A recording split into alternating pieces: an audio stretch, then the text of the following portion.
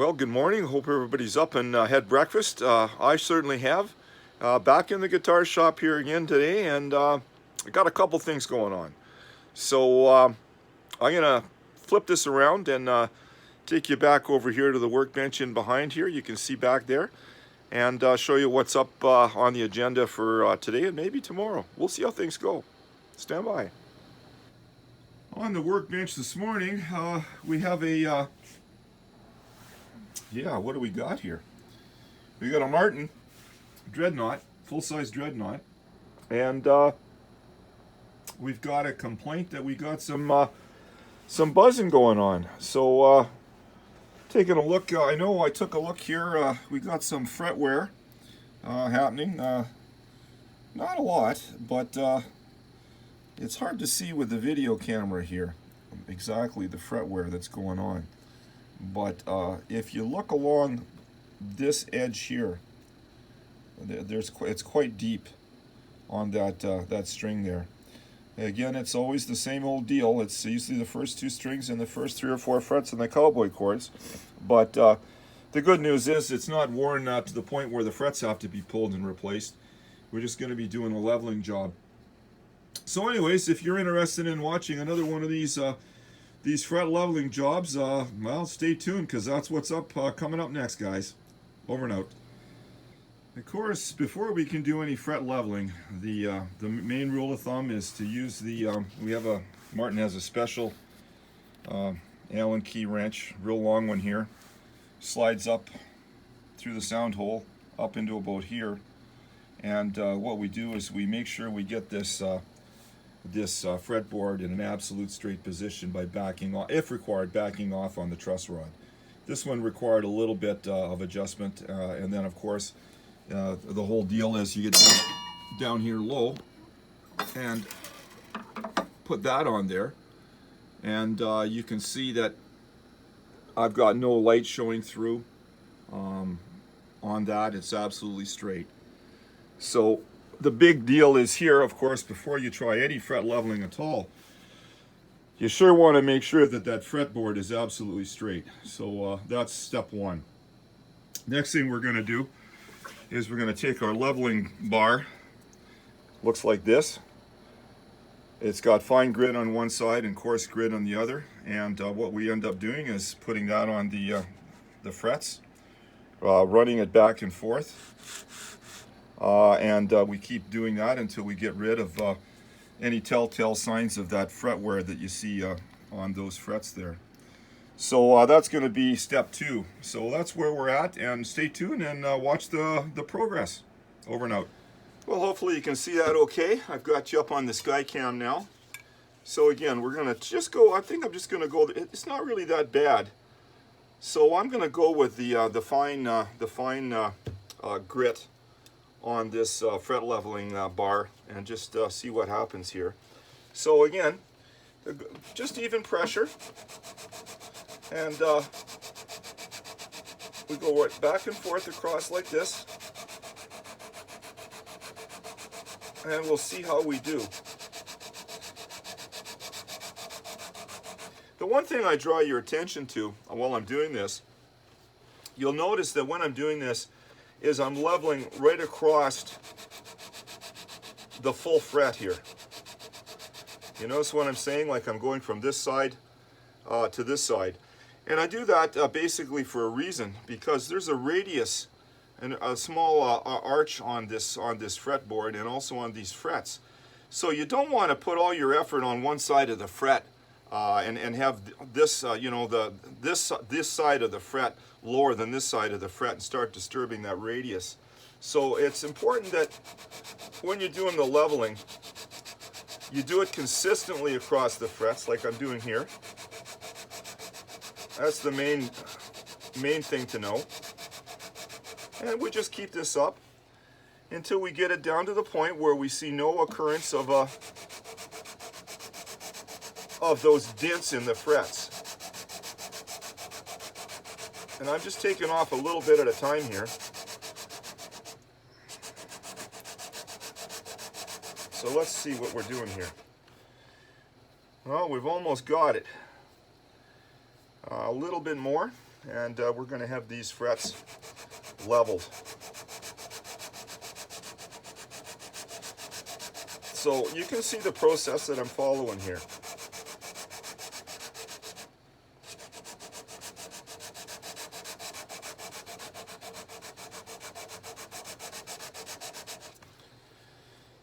Okay, what are we looking at here? We're just about there. I'm just looking here really closely, and if I look real close, there's just a little bit of fret wear.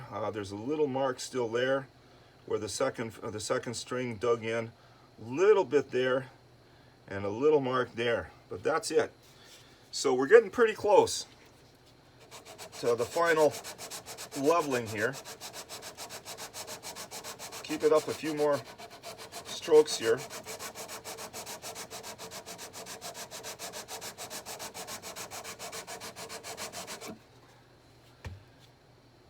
We're really close now. Still one little mark there, one little tiny mark there. So we're getting there. This I think this grit on this side is around 320.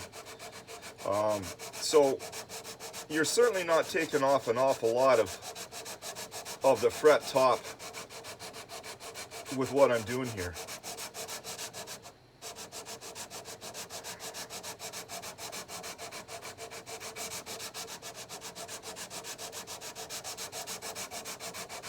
Let's see where we are.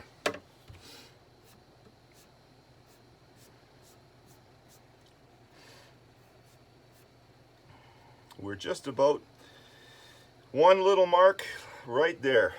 We're just about done. So keep her going.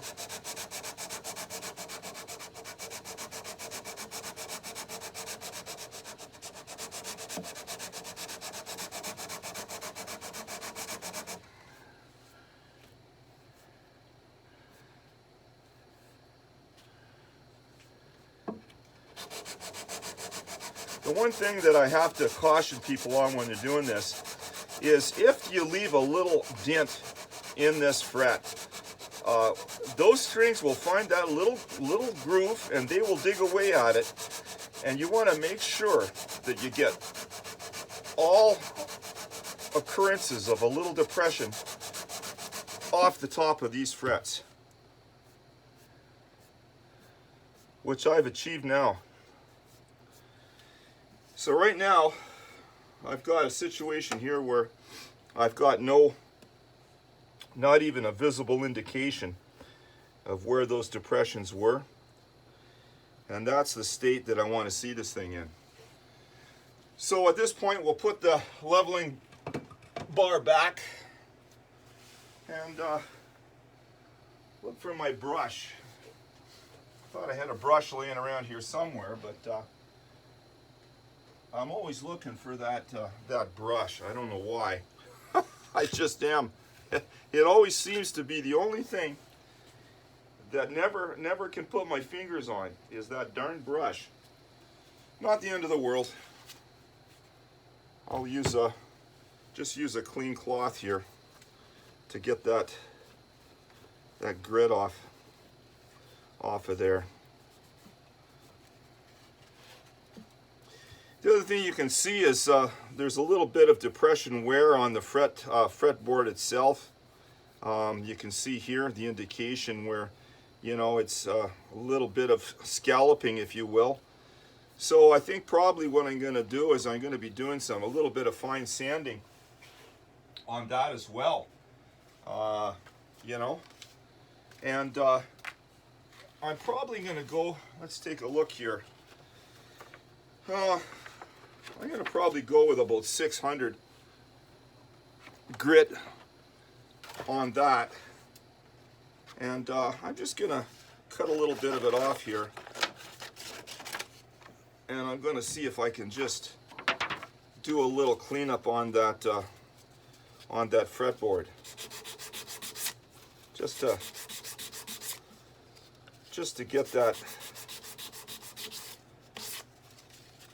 scalloping removed. That's coming along. So you can see the amount of work that's involved here. You know, when you're doing a job like this, there's nothing technically hard about what I'm doing. It's just, if you've done it a few times, and you know what, and I think you know, kind of get a feeling for what you're doing. And I think the other big deal is you got to have the right tools for this. Like, you certainly can't go at doing a refret leveling on especially a expensive Martin guitar, you know, without the right tools and equipment to work on. And I've made sure that, you know, in most cases, I've got the correct tools for work like this. Give them a free plug too. Most of my stuff comes from StewMac.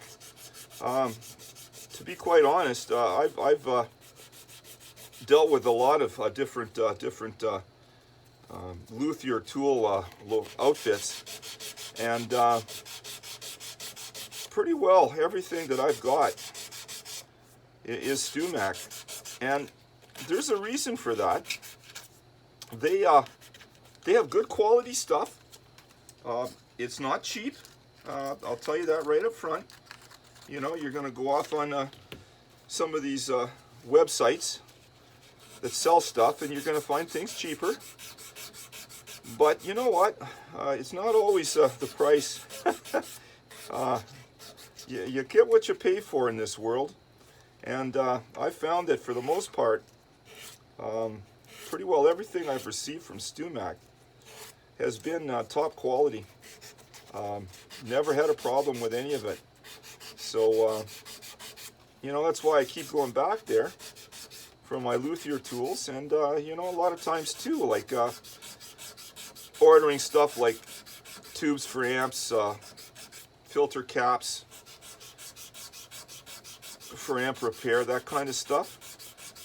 You know, I'm also go back to StewMac for a lot of that stuff.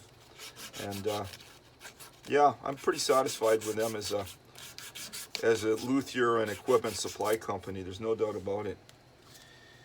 So you're getting an idea here, kind of the process that I'm following on cleaning out this fretboard here. Getting rid of, like I say, it looked like scallop marks on here that I wanted to level, get rid of. And we're just about to the point where we're got a clean fretboard here. See, what I'm doing as I go along here is I'm cutting this this sandpaper. You can see what I'm doing. I'm cutting it so it fits exactly, you know, in the middle of where I want to sand. So you can see the process as I go down. I keep cutting the sandpaper less and less and less until I get to the point where I'm like here now. There's virtually nothing to do. It's pretty well level here. So you know, that's looking pretty good. Just do a little clean up here to make sure we got everything the way we want it.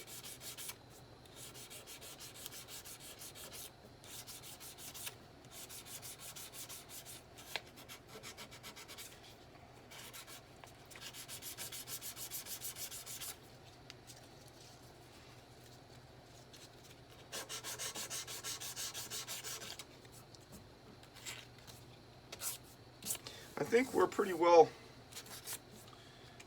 in a pretty good position there.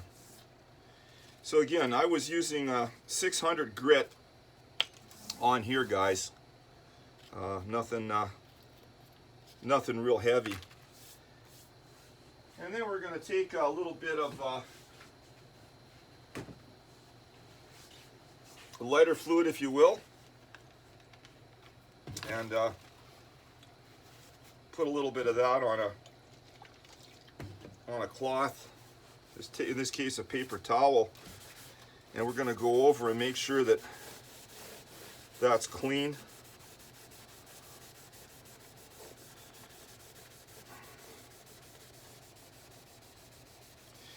this is that Rich Light fretboard that they use on the Martins now. So in a case like this, it's not ebony or not rosewood. You know, you're not in a situation where you'd be wanting to put like you know, lemon oil, linseed oil on it to condition this fretboard, because there really isn't any wood cracks, grains, pores to seal.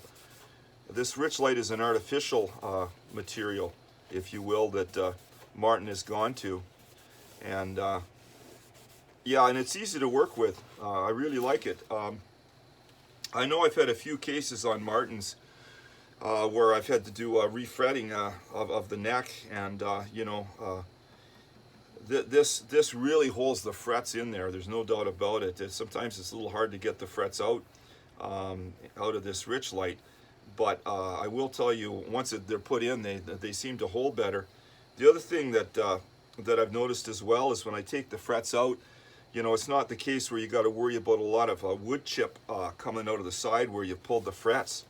So you know, your chances of, you know, causing damage to the, you know, to the fretboard, in my opinion, is minimized when you're working on this kind of a Rich Light fretboard.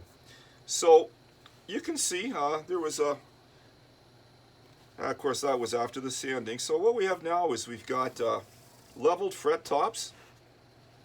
We've got a cleanly sanded off Rich Light fretboard, and we've got it cleaned really nice, and she's looking pretty good.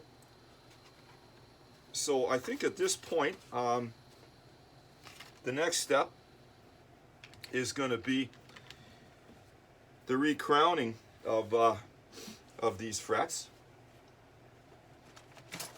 And I know I mentioned StewMac a little bit earlier. This is not a paid-for video by StewMac by any means, just so you know. But I used to struggle with crowning frets. It used to be a very lengthy process until I ended up buying one of these guys. And again, it's a StewMac product. And you know, it's centered Z-file. I guess you could call it Z-file. Sometimes I've heard people call it a Z-file. I call it a Z-file. And it's got two grooves, a bigger groove on this side and a smaller groove on this side. And what it actually does, these grooves, if you look at them, they're like a V. So what happens, and you can see they've got grit on each side, inside here, inside the groove. So when you seat that on top of a fret, and you move it back and forth, what that's doing is that's rounding off the edges of the top of that fret, and that's called the crowning process. So you just don't have this fret with a flat top on it. You want to try to get the fret top to come up to a narrower point at the top. So the idea is, of course, to take a little bit of the sides off and have that fret top come up to a point. We're not talking a sharp point. We're talking a narrow line top point, like a little flat area on the top, but not the whole width of the fret itself. So that's the next thing you're going to see. So if you want to stay tuned, I'm going to take a little pause now and grab myself a coffee, and we'll be back. So hang on, won't take long. Well, we're back to the fret crowning process here, folks. So like I say, I'm going to be using the StewMac Z-file, and basically I've done this many times, so you've probably seen it in other videos, but I'll basically show you the process again. So all I'm basically doing, excuse me, I got a little bit of a cold today, and I gotta blow my nose. There's something going around. I'm not sure what it is. Everybody seems to be getting sick up here. I'm not sure why. Okay. So the one important thing you need to know about this this Z-file is that there's two slots, and one slot is a little bigger than the other one. So like this narrower one is for the smaller frets, like you would find here. So the bigger one would be like for like your medium jumbo frets, like on, you know, maybe on an electric guitar. So just so you know, you're going to pick the one that fits the best, and The other thing I always do, I always take my blue marker. This is not a this is not a permanent blue marker. This is a dry erasable blue marker. And what I do is I go and I put a blue top on this fret like that. And I do that for a reason, because now when I take my fret file and I start crowning it, I can see how much I'm taking off each side of that fret to get that center part the way I want it, with a nice blue line on it. And this fret file, like I say, makes short work of this kind of thing. It really does. Like I say, before I was using this file, this used to be the part of the the part of the job that I hate the most, is this part right here. Anyway, we get a nice blue line on there on the top of it, just like that. Make sure we get this right.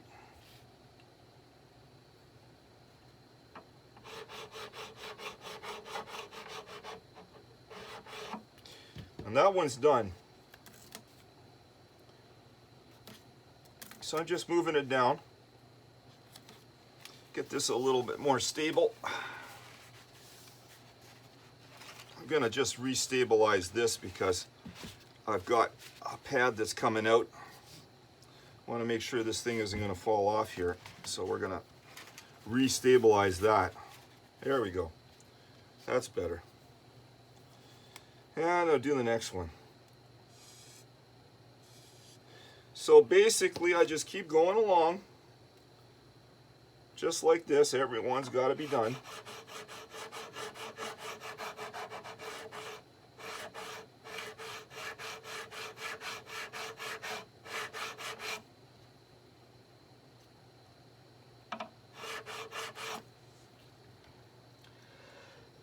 And I think what I'm going to do too, I'm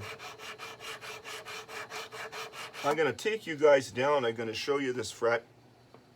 I'm not going to obviously videotape this whole process, because you don't want to watch this for the next 30-40 minutes. But I'm going to take the camera down for a minute, and I'll just be careful. It might jar it a little bit. And I'm going to hopefully look at my ugly face. And we're going to stop and turn it around, so just hang on. Hopefully you can see that blue line that's just sitting on the top of that fret. So before I used that crowning file, that had a flat top on it, that fret. So you can see by putting that blue marker on there and using the fret file, then I can actually see how much I'm taking off the sides of that fret. And you can see that blue line that I'm striving for. So that's what I have to do, that look, just like that on every fret on this fretboard. So I'll just let you know so you kind of see what's up. And I'm going to bring back the video after I've got this all done. So stand by. Well, we've got the crowning all done. And now I'm just going to take some sandpaper, very, very fine sandpaper, wrap it around an eraser. I'm going to try to polish the top of these frets. And I think what I'm going to do in this case, though, because those frets are not that high off the board, I'm going to put some protecting tape down to make sure that nothing amiss happens on here. Just like that. Let's try to polish this up now. Get a nice shine on that guy.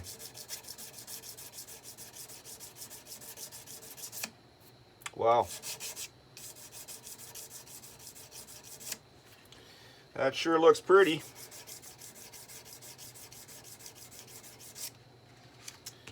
Yeah, it sure does. So we'll just work our way down now. One fret at a time.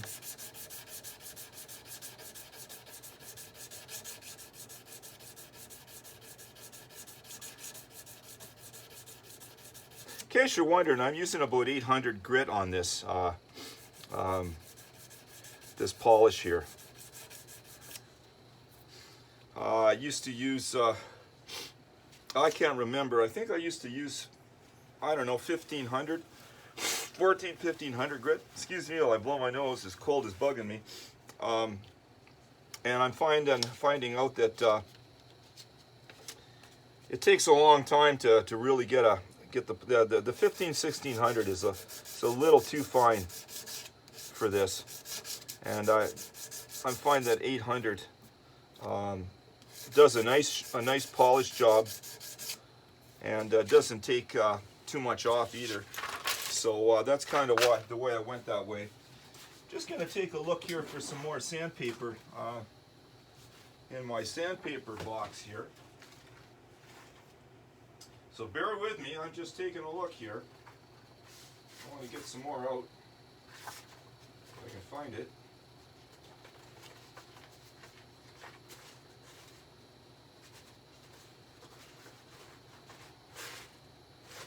Yeah, here we got a nice clean sheet. This one here I've been using for other purposes. I've been grinding saddles and nuts with that, so I just want to get something a little cleaner here for the purposes of polishing these frets. So yeah, we'll just change that, get some nice clean paper on here. That's better.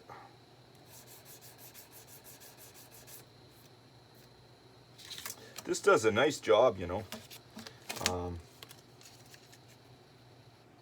It really does.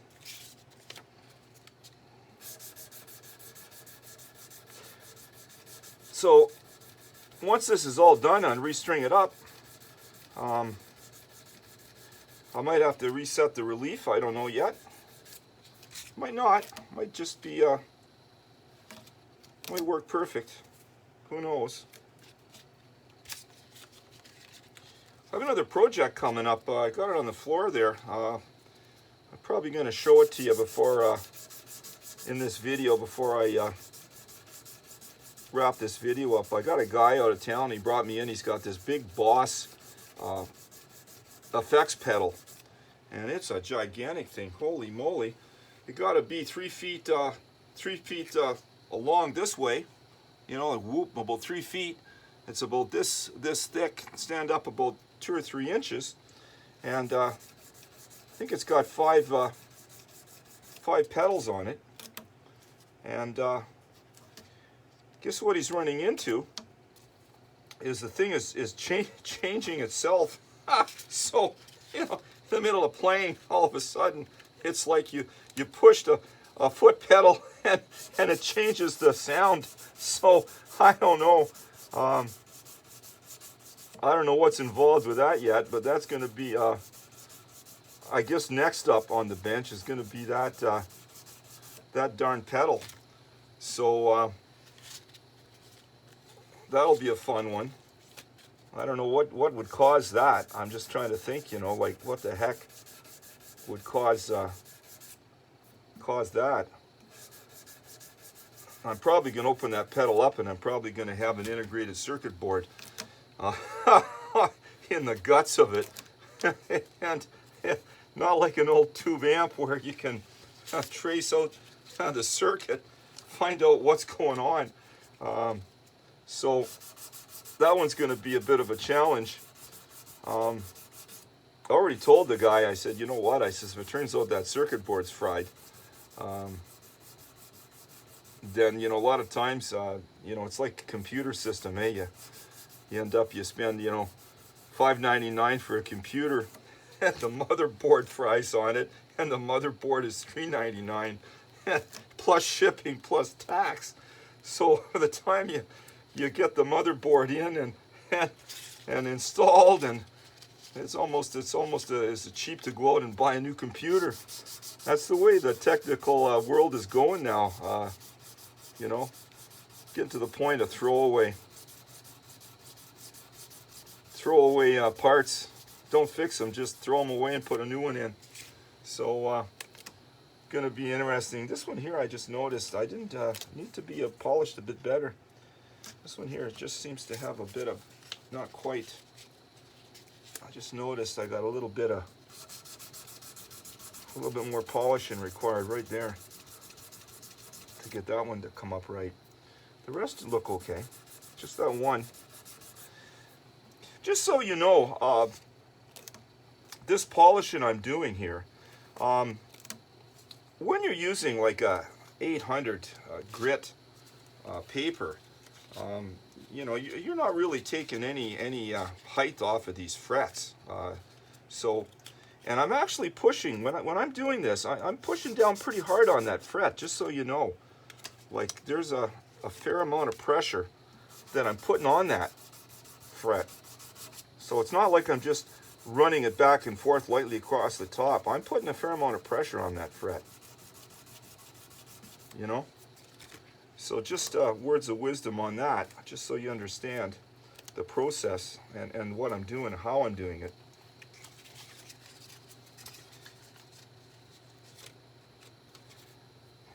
It's funny, I've mentioned this before in other videos. Get a lot of guitar players, and they don't like doing this kind of work, for the most part, I find. I'm a guitar player, and of course we play in a band, and I'm kind of the tech guy, if you will, in that band. So I end up inheriting all the repairs in the band for their bloody instruments. But you know, when you're playing steady, and the thing is, you know, for me, I'm the same way. I got a couple of favorite guitars that I like to play out with, and one of them being my American Telecaster, and the other one, I got 2 or 3 I really like, but I have a Martin very similar to this one that I play, and I also have, it's acoustic, 12 string like this guy. I also have a Taylor that I like to play. The difference between the Martin and the Taylor is the Taylor has the narrower neck, eh? The strings are a little closer together, so if you're alternating between the electric guitar and the Taylor, the fretboard and the spacing feels pretty well the same. This guy here, the Martin with a little wider fretboard, you know, going from a narrow neck American Tele to this, then you're you know, you've got a little bit of difference as far as your string spacing. But you know what? I don't really, doesn't really bother me. I alternate between the two, and I'm used to the Martin, so I don't really notice any difficulty like alternating, you know, picking up the Tele and playing it and then swapping out to the acoustic on some other song. I don't really see any, I don't have any issue with it. Maybe some people do. But this is starting to look pretty good. Of course, as I get down here farther and farther down, there was less and less filing done on this bottom end of the fretboard. So this doesn't require as much. When I crowned here, the crowning was very fast, and likewise the polishing is going very fast down here, because there's not much taken off, you know, as far as the top of the frets. So but you know, when you're gonna do tape's getting, it won't stick, when you're gonna do a job, you know, do the whole thing. You know, I see people that try to do a spot leveling on a neck. You know, they got, you know, they try to work on you know, 2 or 3 frets up here, the cowboy chords, and they do a little work, and then the next thing they don't do the whole leveling. Get it all strung up, and now you end up with some fret buzz down here, and then you take the strings off and you fiddle diddle again with a more you know, 1 fret at a time. And I find, generally speaking, if I'm gonna level frets, then the process that you just seen in this video, that's the process I use. I don't do, unless I have one pop fret. Okay, that's a different story where I've got one fret on the fretboard lifted up and I need to reseat that one fret, put a little glue, crazy glue on the end of it, pound it down, reseat it or something. That's a different story. But all I'm trying to say is if I've got, you know, the first 3 or 4 frets up here to be leveled, and everything here is still good, I don't go ahead and work on those 3 or 4 frets and only touch them. I put the thing in absolute straight position as I showed you, and I basically take my leveling bar, I do the whole neck, and then once I finish leveling the whole neck, then I crown the whole neck, recrown every fret on the neck, and then as you see now, I'm going along and I'm repolishing every fret. Doesn't matter if it needs it or not. These are all going to look like brand new shiny frets the time I'm done. This is the whole goal, you know. And for the time it takes, maybe an extra half an hour when you're doing a job like this for a customer, and the guy or gal, whoever owns that guitar, gets that guitar back, and they take a look at these frets, and they're going to notice a night and day difference. Just visually, they're going to notice a night and day difference between what it was before and what it is after I finish my my fretwork. So that's the way I handle it. Not saying it's right or wrong, I'm just saying that's the way I handle it.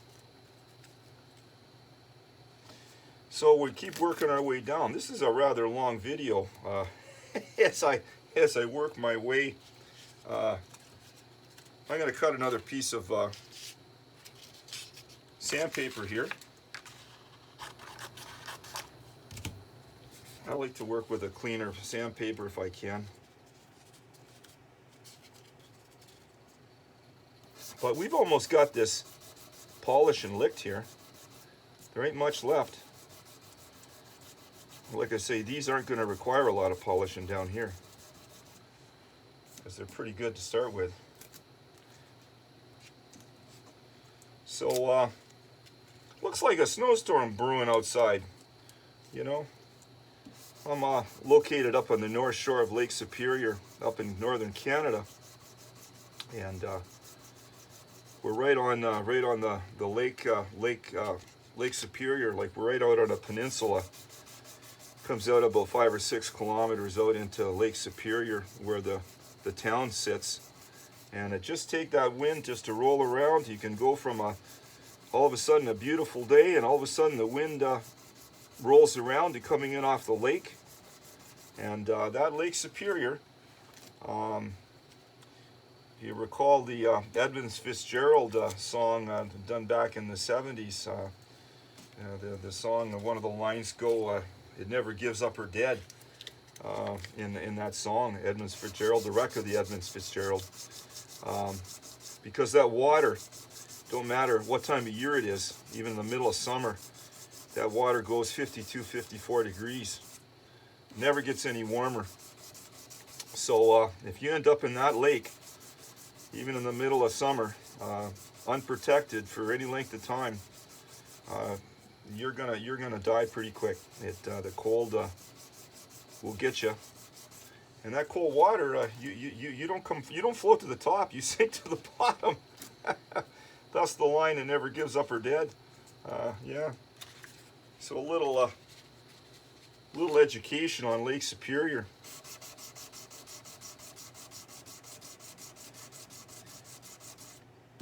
Yeah, we're just about at the end of our polishing efforts here, guys.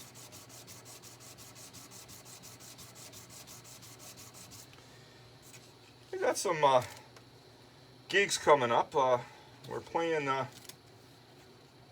February the 29th, and we're playing Our band is playing March the 14th. And then I believe we've got another gig, I think the second weekend in April. So we got some gigs coming up. I'm gonna look forward for those. Wow, she looks brand new. It's a brand new guitar. When I'm done with it, holy, looks nice. Can't get over how nice these frets are turning out. These frets are fairly hard on this Martin. I notice. I'm not sure, you know, what the different quality is on frets. I guess there's different hardnesses involved depending on how much nickel, I guess, is put in the frets. Never got into stainless steel yet. I know some people have moved into it, but I'm not sure. I've never really, thus far, I've never had anybody come to me with a refret job for stainless steel. So that's going to be an interesting, I'm sure that's going to happen. Somebody that plays a lot and they're going through, you know, every 6 months they're in for a fret level like this guy. Going to come a point in time somebody's going to say, you know what, pull those frets out and put stainless steel in. And at that point, I think I'm going to be in for some extra equipment as far as cutting those frets. So I think, for the most part, I'm just going to do just a rescan. I've got all the polishing done, and I'm just going to give it just a little once over here. Anything that I notice that's not quite up to spec here, and by my up to spec is it shine like a mirror on top. So that's the spec I'm looking for. There's no real spec really about it, but the top of those frets better look like a mirror when I'm done.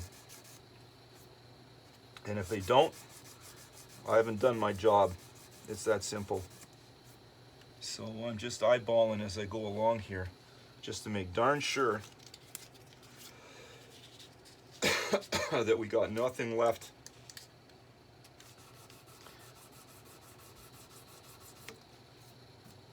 It better be to my liking. You know, even, you know, like I say, when I work on a customer's guitar, I treat that guitar like it's my guitar, and I treat that guitar like I'm going to be playing this. That's if you're going to work on guitars, that's kind of the attitude you need. You know, if you want to be good at your trade, you can't be a, you know, oh well, anything will do. No, it won't do. It doesn't satisfy you. It's not going to satisfy your customer. And I've got, just as I notice here, you see, I just noticed there's just on this edge here, this is how picky you get. Right here, a little bit more on this end.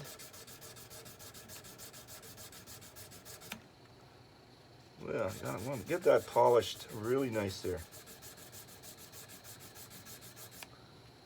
Now we're talking. Yes, sir. These are the frets that required most of the work up here, where I had to take more off with the leveling bar. So that's why these are taking a little bit more care and a little bit more polishing to get them to the state I want to see them in. But boy, that's looking pretty nice. And I just noticed a little bit here.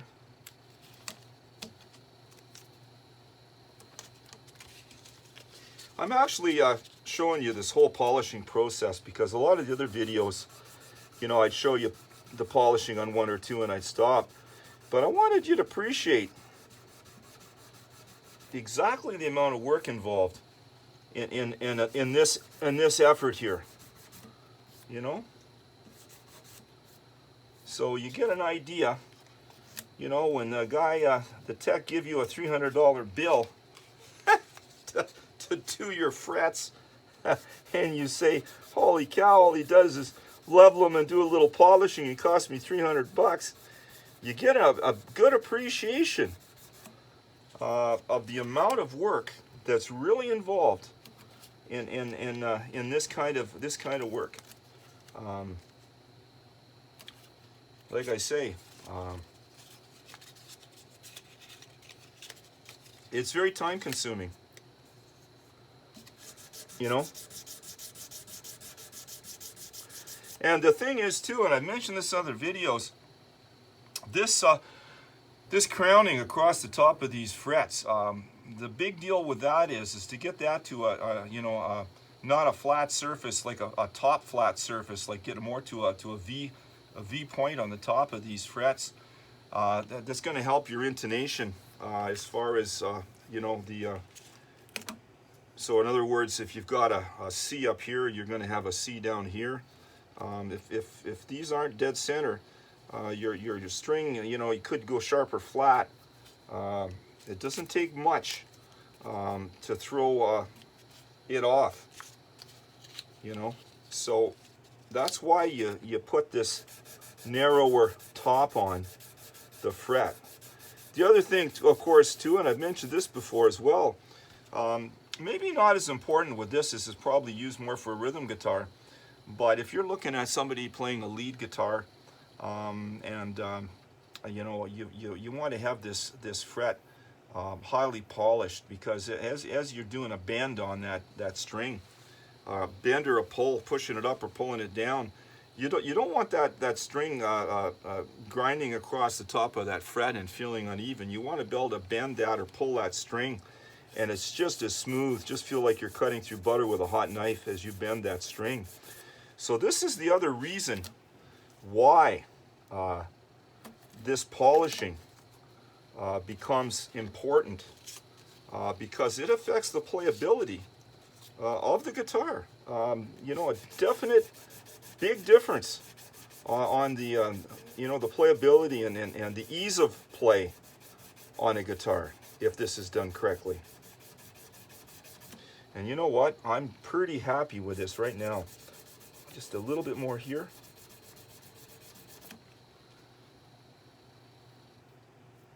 And by cracky, you sure can't knock much on that. I'll tell you that right now. That sure looks nice.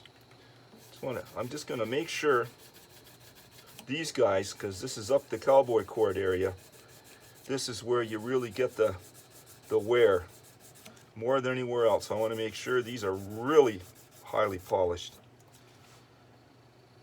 and they are. So pretty happy with that. So I'm going to get rid of this mess right now. Be right back. Give me a sec.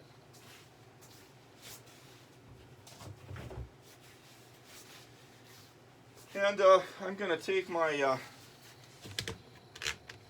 my lighter fluid cleaner here, and I'm just going to make sure that I got all everything off of those off of that fretboard, so that it's I don't leave any residue on there from my my polishing on this these frets across the top. And you can see what's come off. So yeah, fine metal dust, if you will, on that effort to level those frets up correctly. And you know what? That's pretty well done. So what else have we got to do? Well, we're going to get rid of some of this mess. One thing I always try to do is clean up my work area as I go, so I don't have stuff laying all over. So we're going to put away this sanding paper. That's going to go in the garbage. I'm going to put my tape up there. Get rid of these ends. One thing you always want to be careful of, you want to make sure you never leave pieces of metal or little clips like this around laying on top of this work area, because the last thing you want is customers' guitar scratched on the back because you as an idiot left a paper clip or something on there.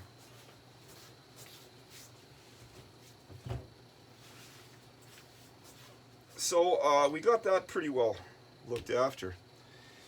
Now all we got to do is put the strings back on. So I'm going to see if I can get this in a good area for you to see. Hopefully you can see that fine. And I'm going to be putting the strings back in. Now, one thing that I did do, as you recall, hopefully these didn't get wound up too bad. We're going to see. So let's see here. I'm going to get out my, start off with my high E string, I guess, if I can find it here. These guys always like to get tangled, eh? Never fail when you're dealing with guitar strings. They always seem to like to wind themselves up. I don't know why. But anyway, what I did too is I take these pegs out in the same order. I lay them out in order, so when I put the pegs back in, I'm putting them back in the same order that I took them out with. This is important for the seating. So just a little tip on that. Some people might not care, but I do care. And I generally, like I say, usually when I take the pegs out, I lay them on the table in the same order I take them out in. And then when I put them back in, I put them back in so the same peg goes exactly where it came out of. So anyway, that's the way I do it.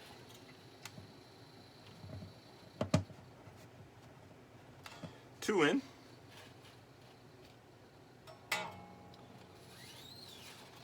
We're going for number 3.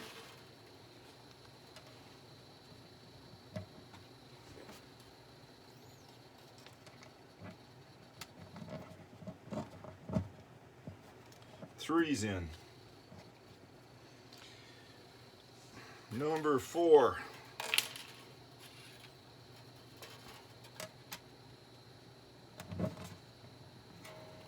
Number 5. There's number 5 coming up.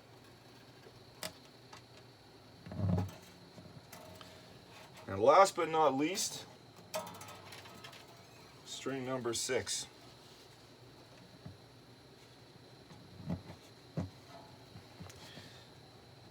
So let's get a little tension on here. Make sure the strings are back in the nut correctly. Let's put a little tension on here. See what we got going on.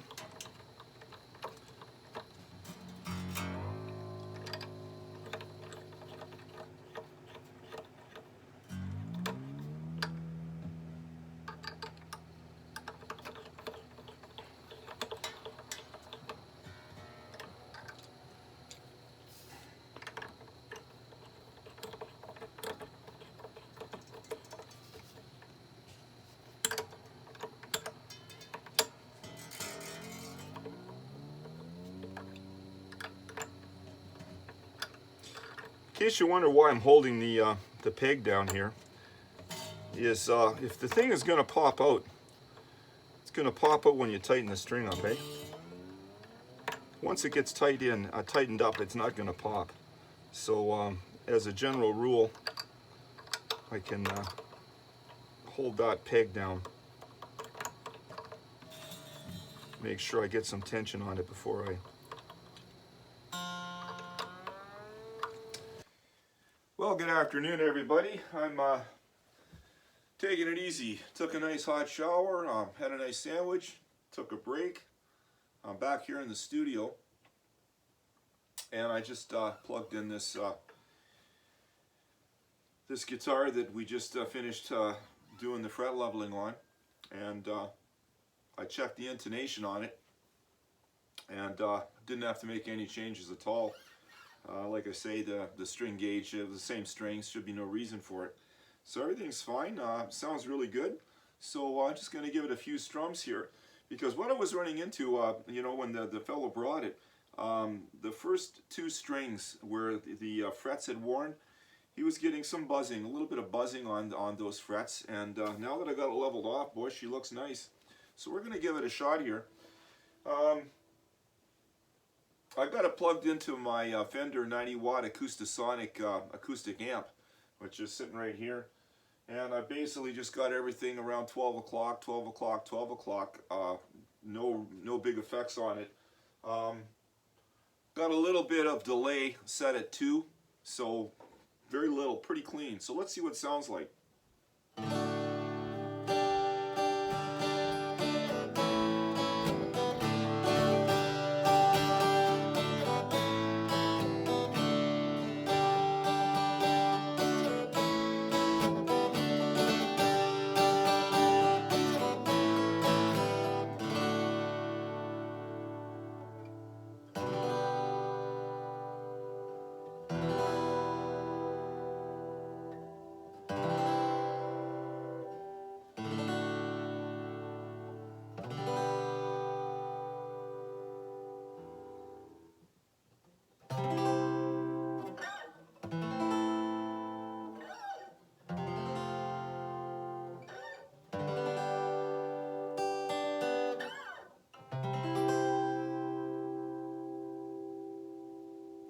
Sounds really nice, and I've got absolutely no buzz at all on those frets now.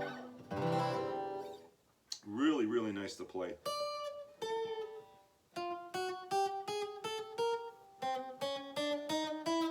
That's where the guy was getting the buzz, just on the, actually the first 3, I guess, and no problem now.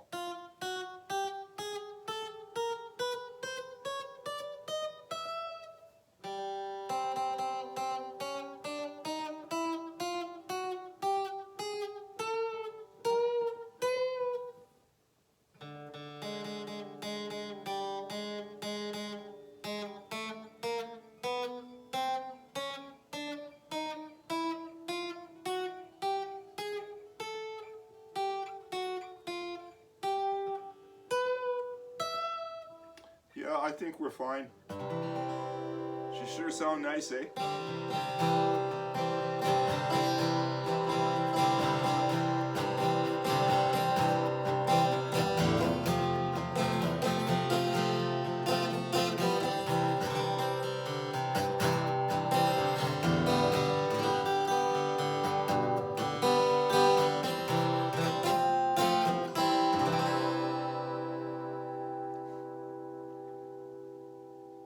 Yeah, that's all done, guys. So another little job done.